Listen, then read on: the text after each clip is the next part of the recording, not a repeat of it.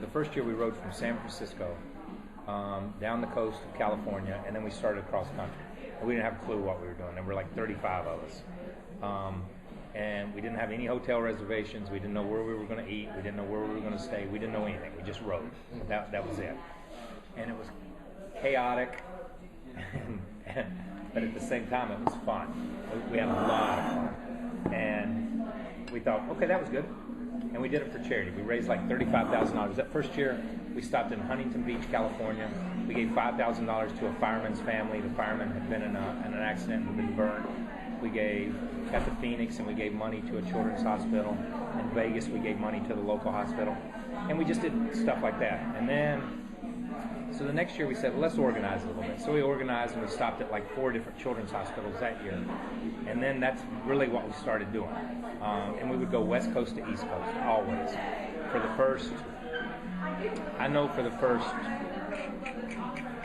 12 years, we probably went West Coast to East Coast. Then a couple of years ago, we decided we'd run out of ways to come west to east.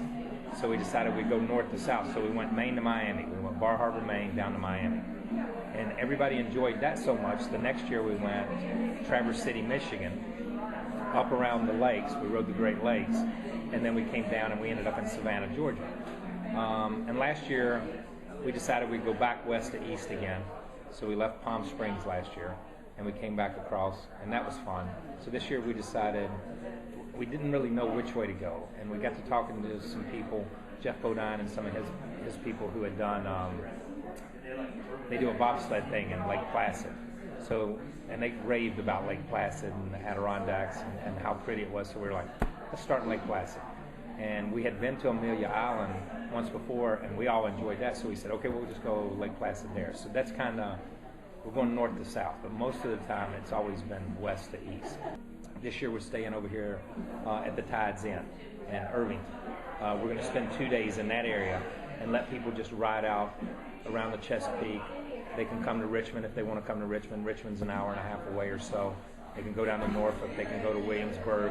A lot of day rides. We just have some day rides. If people want to go out and run some different routes, they can do some of that stuff.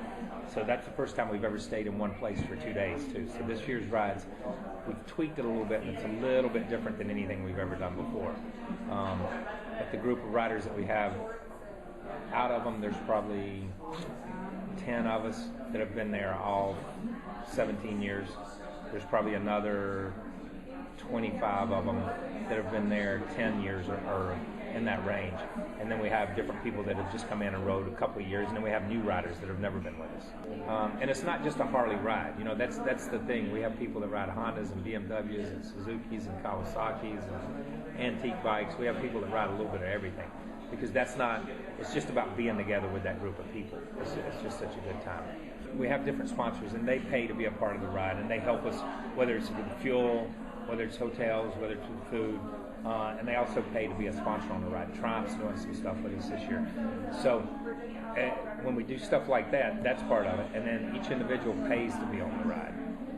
And basically we pay, when you're on the ride, the cost of the ride covers shipping your bike, all food, all gas, all hotels, and all that. So that's inclusive. Then any money we have that we make left over from that, we just give away to charity.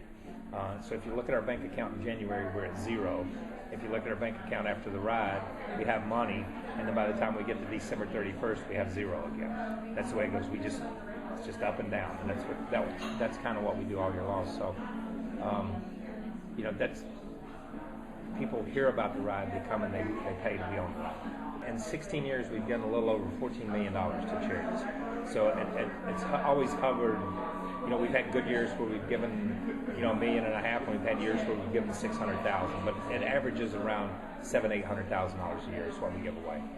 But we started a deal a couple years ago, and we can pull into a gas station and pick a city in Virginia, pick a city in Pennsylvania, And you pull into a gas stop, and there may be 50 people there waiting for the ride, or there may be 500 people there. And they always wanted to know how they could help us. How can we help with this charity? How can we help do stuff? So we started a thing called Small Change, Big Impact. And it was funny. We bought a motorcycle and put a sidecar on it. And we took the sidecar and we filled over the top, and we put a helmet on top of it. And people could drop their change, whatever change you had in your pocket, you could just drop it in the top of the sidecar. So we hauled this thing across country and never checking to see how much money we had or anything. You know what I mean? And we got back and we had checks and we had cash and we had pennies and we had quarters and we had, so we went through it and we ended up with about $40,000, just people dumping money at gas stops and a sidecar. It got way heavy.